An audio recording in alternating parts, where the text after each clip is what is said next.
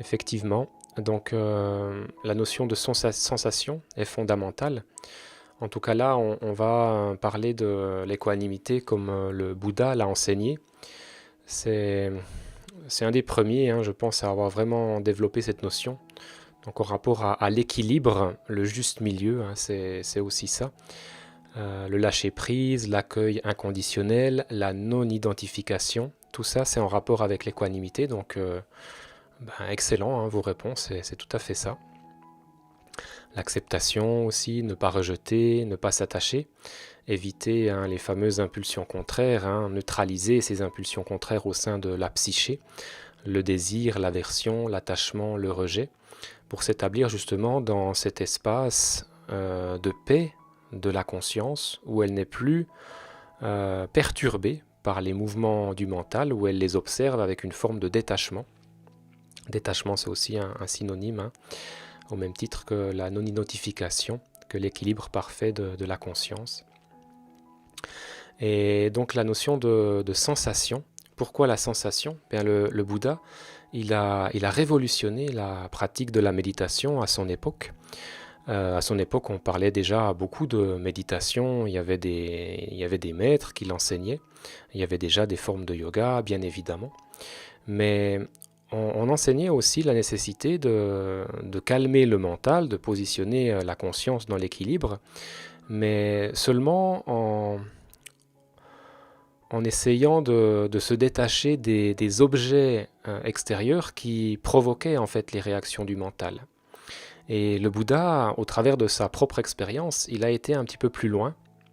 Il a compris qu'en fait, le mental ne réagissait pas tant aux objets ou aux phénomènes extérieurs qu'aux sensations que ces objets et phénomènes extérieurs provoquaient en nous-mêmes, à l'intérieur du corps donc. Il a comme ça évalué ou identifié 4 étapes qui sont à l'origine de la souffrance, la cause de la souffrance, selon le Bouddha. Toute sa méthode, hein, de méditation était basée sur la libération de la souffrance, hein. C'était le but ultime de son enseignement et puis des techniques de méditation qu'il a enseignées. Alors il a évalué que cette souffrance en nous, elle suivait en quelque sorte 4 étapes pour se manifester. La première étape, c'est au niveau de la conscience. La conscience, elle perçoit les phénomènes, mais avant que ces phénomènes soient interprétés par le mental, eh bien, la pleine conscience, elle les perçoit de façon indifférenciée. Il n'y a pas de jugement de valeur, il n'y a pas de bien ou de mal, il n'y a pas de positif, de négatif, il n'y a pas d'agréable, de désagréable. Cette première étape de la conscience pure, de la pleine conscience, elle se contente simplement de prendre note, en quelque sorte, des phénomènes. Ensuite vient la deuxième étape, qui est inhérente au mental. Le mental, par nature, divise, analyse, sépare, et il va opérer au niveau de sa perception une grande distinction entre ce qui est agréable et désagréable. Et puis ensuite, eh bien, cette perception agréable, désagréable va provoquer des sensations. Ça, c'est la troisième étape. Donc là, on se situe vraiment au niveau corporel. Il y a la sensation qui apparaît.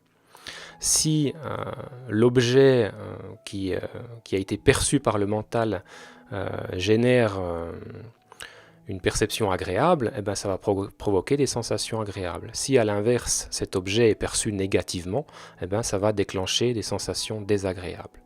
Et puis, en quatrième lieu, vient en réaction à la sensation, la souffrance. Voilà. Et donc, le Bouddha, ayant identifié ces 4 étapes, il s'est dit, eh bien, si on parvient à entraîner l'équanimité en rapport aux sensations, eh bien, on va se libérer de la souffrance.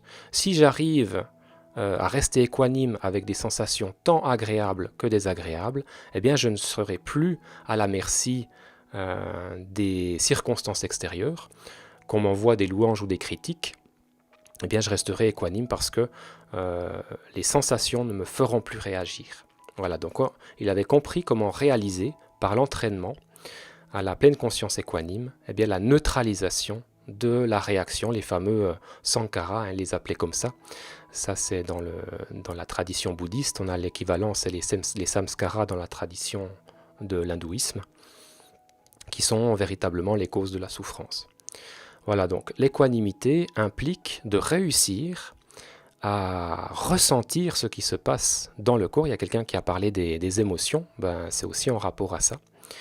Percevoir tout ce qui se passe à l'intérieur du corps en gardant une conscience parfaitement calme. Et c'est ça qui est difficile en fait, parce qu'on a toujours été habitué de façon très automatique, de façon conditionnelle, à réagir à ces sensations. Et parfois même à des sensations dont on n'a pas conscience, hein, en surface. Ça peut être des sensations tout à fait inconscientes. C'est un petit peu comme la partie immergée d'un iceberg. Il y a énormément de sensations dont le conscient n'a pas conscience, donc elles ne viennent pas jusqu'à la conscience, mais elles nous influencent. Elles perturbent notre physiologie, elles nous influencent au niveau nerveux, et puis elles conditionnent notre état d'esprit sans qu'on en ait vraiment conscience. Et donc le Bouddha, il a préconisé une pratique qu'il a appelée Vipassana, qui consiste à balayer le corps de bas en haut, de haut en bas, en allant chercher le plus possible les sensations. Toutes ces sensations qui habituellement passent inaperçues, parce qu'on est occupé à penser à tout un tas de choses, et bien là on va mettre l'attention dessus. Et on va entraîner la capacité de notre conscience à rester équanime avec toutes les sortes de sensations qu'on va pouvoir rencontrer dans le corps. Et en fait, ce qui est intéressant avec cette méthode, c'est que tout est enregistré, hein, au niveau de notre subconscient, donc toutes les réactions qu'on a eues par le passé, même si dans l'instant présent, on ne va pas être réactivé par des stimuli qui seraient semblables à l'extérieur, eh bien, en passant dans certaines parties du corps, on peut toucher en quelque sorte la mémoire qui contient la réaction et aller réactiver ainsi la sensation liée à cette réaction. Et si à ce moment-là, on parvient à rester équanime, eh bien, ça neutralise cette mémoire, ça la transmute, ça la libère. Et puis, si on a vraiment pu transmuter cette mémoire, la prochaine fois qu'on sera de nouveau face à un stimulus qui habituellement réactivait cette émotion, cette sensation, et bien à ce moment-là, si ça a été bien transmuté, on n'aura plus de réaction. Et c'est ainsi que simplement par la méditation, sans forcément affronter le monde, eh bien le méditant pouvait, en suivant la méthode du Bouddha, atteindre l'éveil. C'est les fameux 3 ans, 3 mois, 3 semaines. Il y avait une pratique comme ça qui était très longue, où on allait vraiment en profondeur à l'intérieur de soi-même pour aller corriger en fait toutes ces mémoires, tous ces samskaras, hein, qui sont un petit peu comme les couches d'un oignon. Et ça, c'est un travail de longue haleine. Et c'est pour ça qu'on a l'image dans le bouddhisme du moine ou du méditant qui est en position statique, les yeux fermés. Il y a vraiment ce travail d'introspection profonde où il va à l'intérieur de lui-même, à la recherche de toutes les sensations pour exercer l'équanimité. Voilà, pour les personnes qui ont fait les 10 jours d'introduction à la pratique, à la technique de Vipassana, eh bien, ils savent exactement de quoi je parle. Hein. C'est à cette méthode originelle que le Bouddha a enseigné, qu'on est formé, qu'on est initié. C'est vraiment très intéressant. Donc voilà, c'est ça l'équanimité, cette capacité à rester neutre, indifférent. D'ailleurs, dans le mysticisme chrétien, on parle de la sainte indifférence, hein, pour parler de l'équanimité aussi. Et c'est ça qu'on exerce véritablement, hein. Trouver cette capacité de paix inconditionnelle. Quelqu'un a parlé d'acceptation, d'accueil inconditionnel, ben, c'est aussi ça. Tout à fait. Et ce que le Bouddha appelait le nirvana, qu'on pourrait faire correspondre à l'éveil spirituel, à la délivrance, la libération spirituelle, c'est un mot qui veut dire extinction. Extinction de la soif, entre guillemets, hein. Le Bouddha parlait de la soif pour parler des impulsions contraires, attachement, rejet, désir, aversion.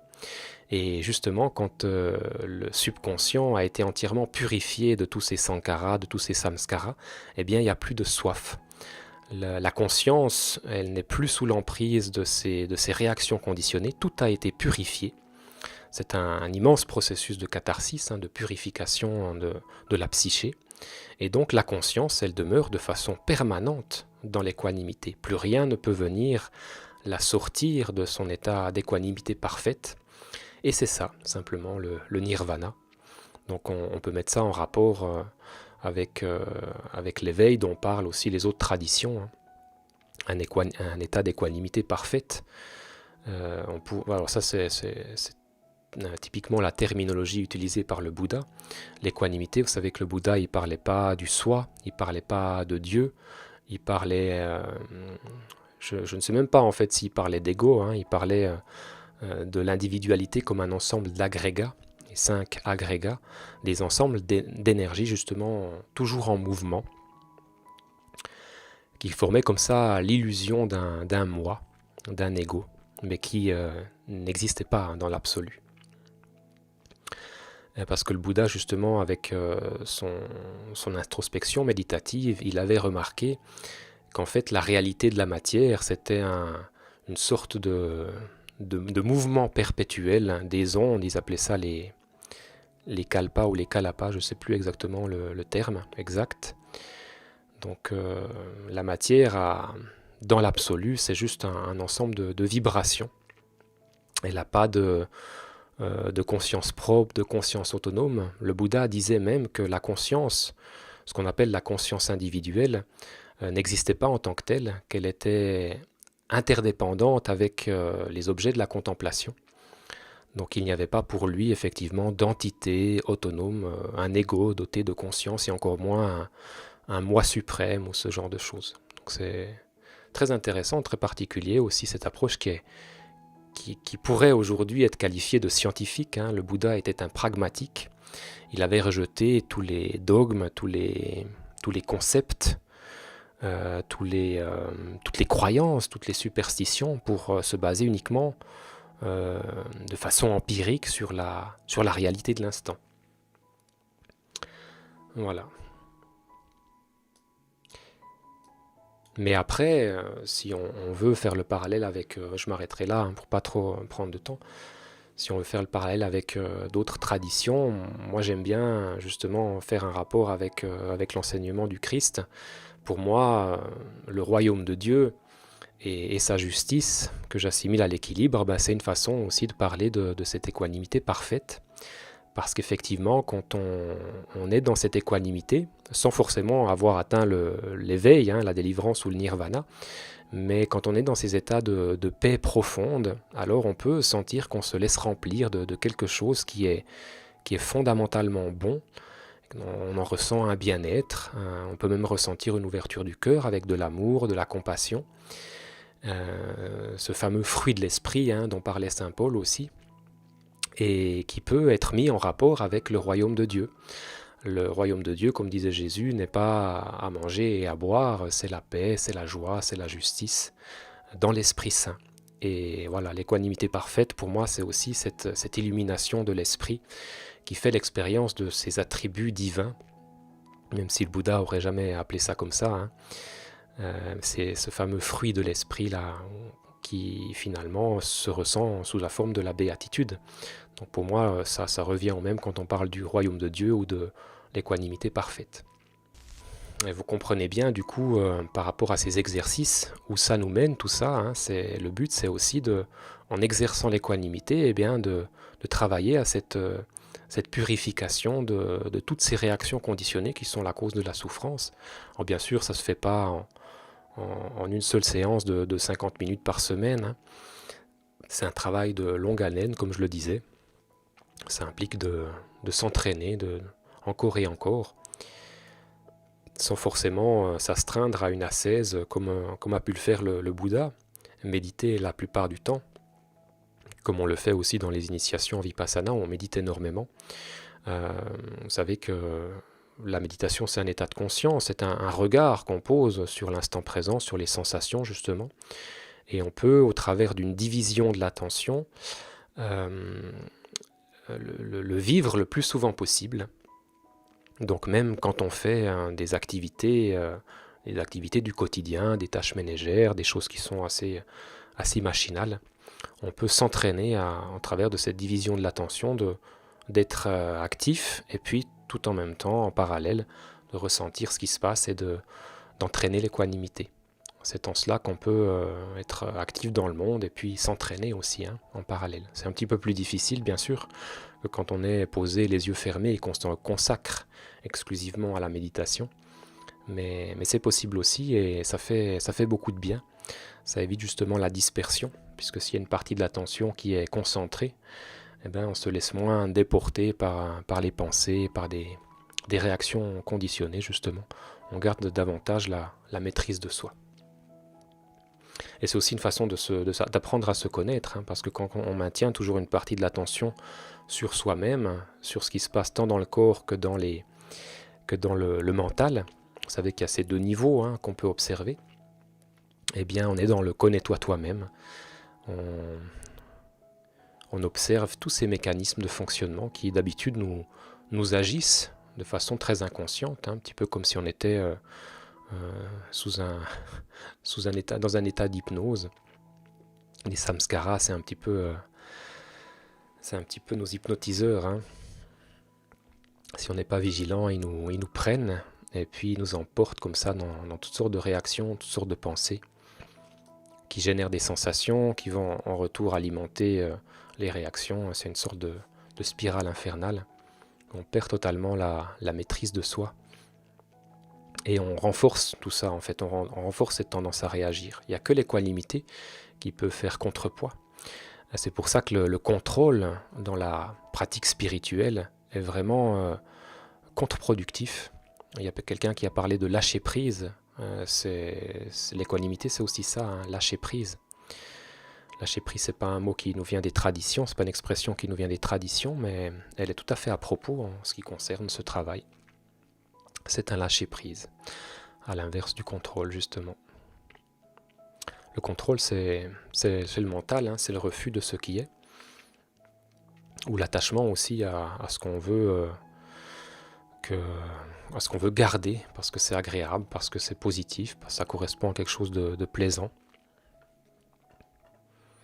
La vaisselle, par exemple, eh oui, tout à fait, ça c'est un bon exemple, un très très bon exemple. Voilà.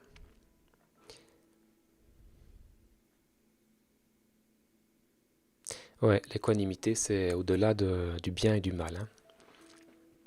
Ramana Maharshi décrivait l'équanimité comme l'unité au cœur de la diversité.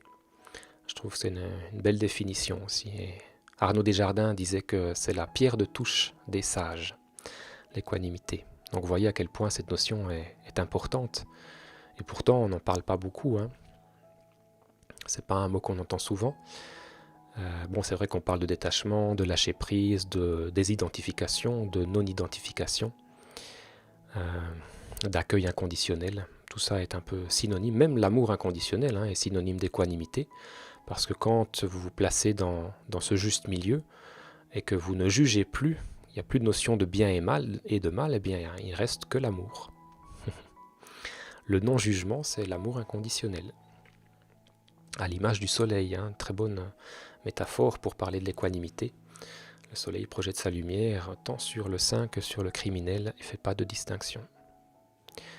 Et ça, on peut transposer ça à notre propre conscience vis-à-vis des sensations, justement.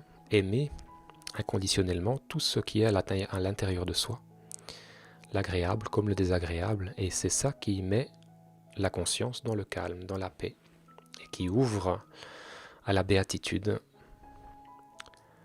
à tous ces fruits de l'esprit dont j'ai parlé.